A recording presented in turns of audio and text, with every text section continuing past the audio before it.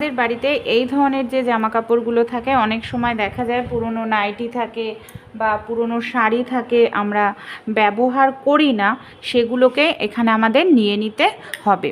মানে যে জিনিসগুলো আমরা ব্যবহার করি না সেই জিনিসগুলোকেই আমরা এখানে ব্যবহার করব। পুরনো শাড়ি থাকলে আপনারা পুরনো শাড়িও কিন্তু এখানে নিয়ে নিতে পারেন, বা পুরনো নাইটি, বাচ্চাদের পুরনো প্যান্ট যা থাকবে সেটাকে নিয়ে নেবেন। তারপর এইভাবে আমরা দেখুন সরু সরু করে এখানে কেটে নিচ্ছি। এই দেখুন এখানে আমি দুটো কালার ব্যবহার করব। এই যে একটা এই কালার মানে লাল পিঙ্ক, আর একটা হলুদ কালার। আপনাদের হাতের কাছে যা থাকবে তাই নিয়ে নেবেন আপনারা। এখানে আমি হলুদ কালারটা নিচ্ছি, আর হলুদ কালারটাকে কি করব, একইভাবে এইভাবে আমি সরু করে দেখুন কেটে নিচ্ছি। এখানে আপনারা যে কালারই নেন এইভাবে কাপড়ের টুকরোগুলোকে একটু সরু সরু করে কেটে নেবেন। এই দেখুন এইভাবে কেটে নেওয়ার পর আমরা কি করব, এই দুটো মাথাকে এইভাবে ধরব, ধরে দুটো টুকরো এইভাবে দেখুন ধরে নিলাম। এবার একটির ওপরে আমরা একটা টুকরো রাখব। তারপর এই যে দুটো মাথা একসঙ্গে ধরে কেটেছি সেই জায়গাটা দিয়ে আমরা এইভাবে ঢুকিয়ে দেব।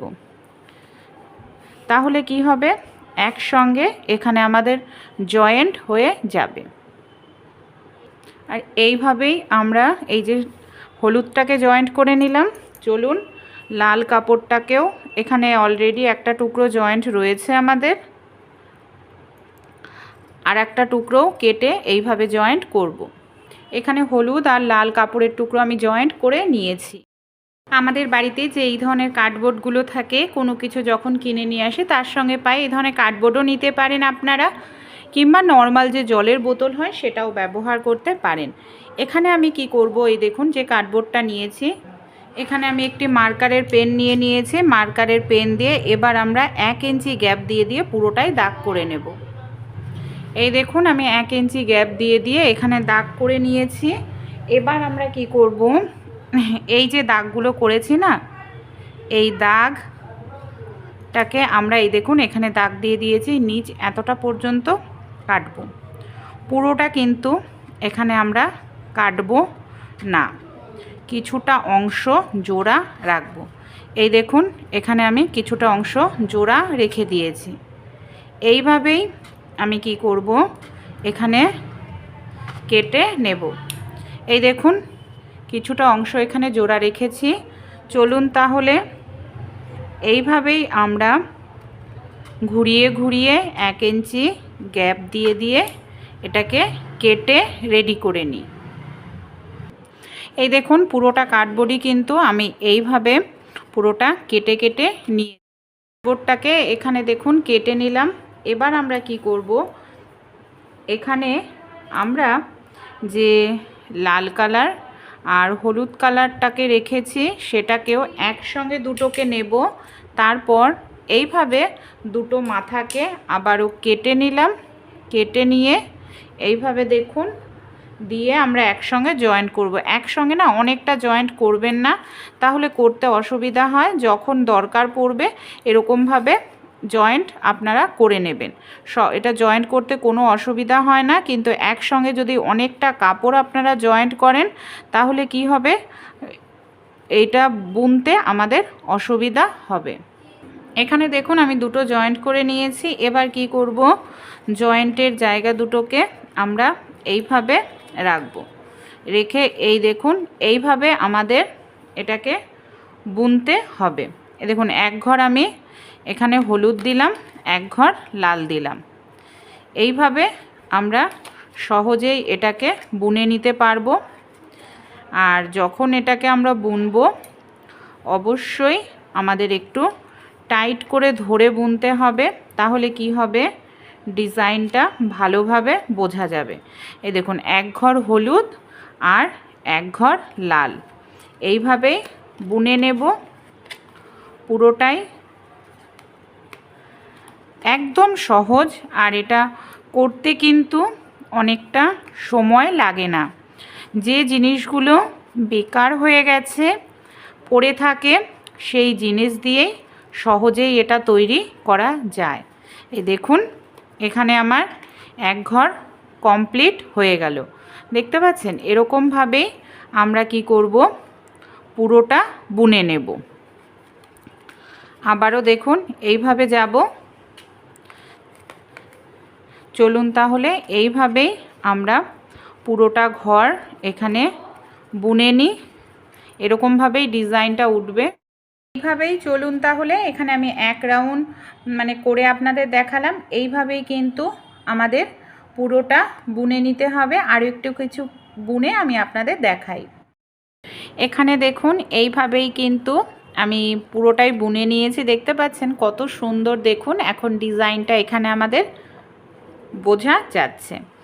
এখানে দেখুন আমার এই মাথাটা শেষ হয়ে গেছে, তাই আমরা কি করব, সরু কিছু নিয়ে নিতে হবে।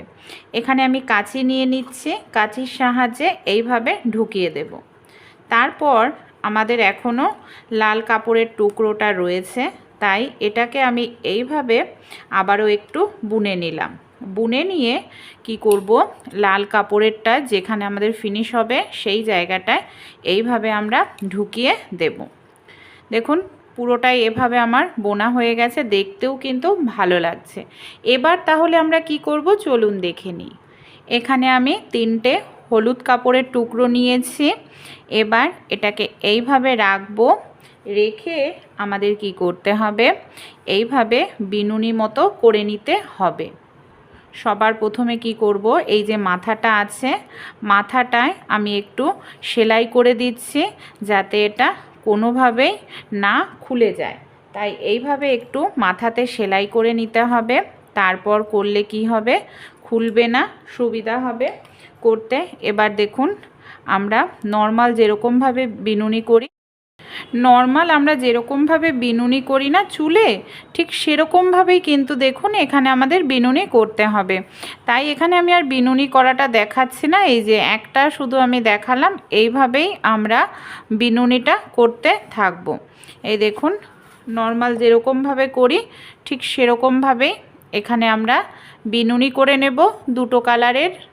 এখানে দেখুন আমি এইভাবেই কিন্তু বিনুনি করে নিয়েছি। দেখতে পাচ্ছেন এখানে আমার অনেকটাই এইভাবে বিনুনি করা হয়ে গেছে। এবার আমরা কি করব, নিয়ে নিচ্ছি দেখুন সুচ সুতো দিয়ে আমাদের যেটা করতে হবে চলুন তাহলে দেখে নিই। এখানে আমরা বিনুনিটাকে এইভাবে গোল গোল করে ঘোরাতে থাকব। এইভাবে দেখুন গোল গোল করে বিনুনিটাকে ঘোরাতে হবে। আর সুতো নিয়ে নিতে হবে।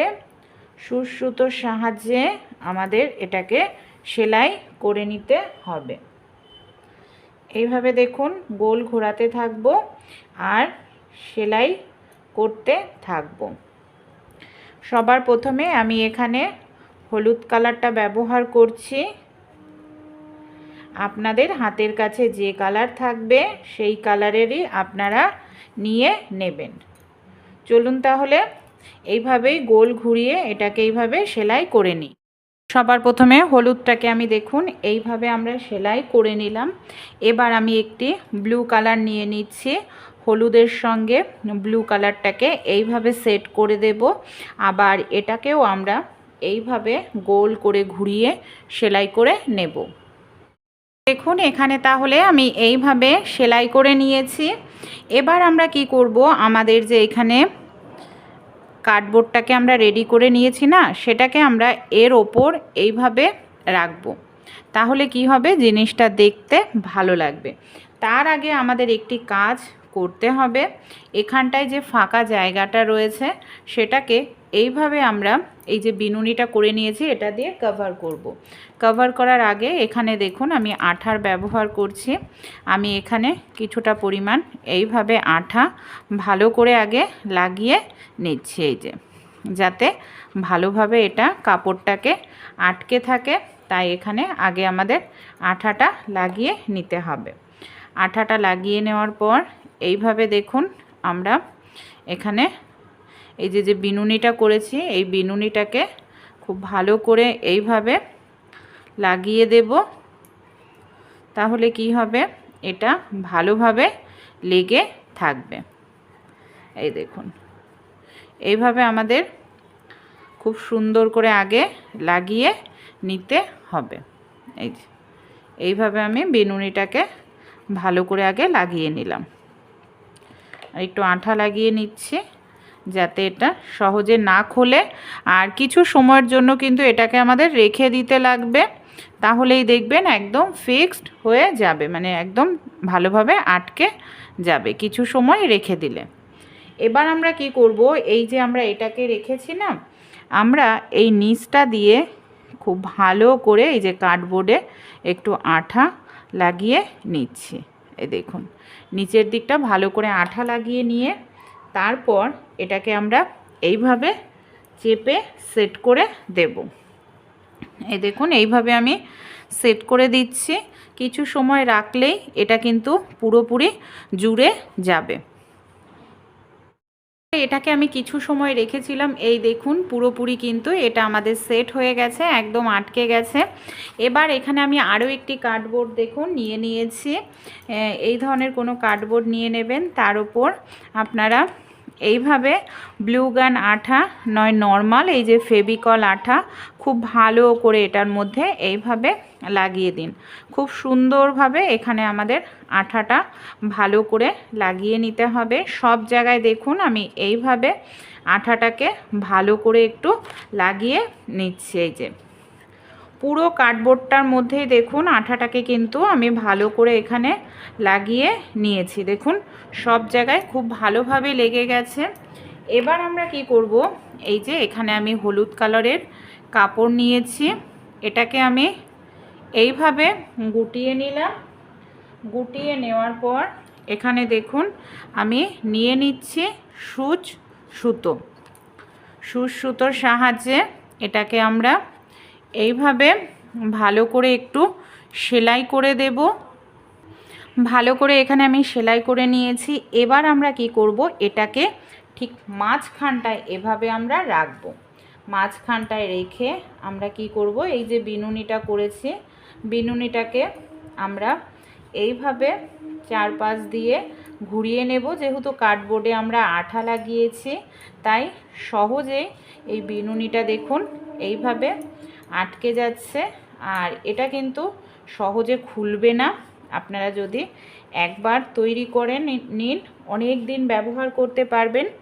এখানে আমি দুটো কালার ব্যবহার করছি, এই দেখুন ব্লু কালার আর হলুদ কালার। এইভাবে এবার আমরা হলুদ কালারটাকেও গোল করে ঘুরিয়ে এইভাবে কার্ডবোর্ডের সঙ্গে আটকে নেব।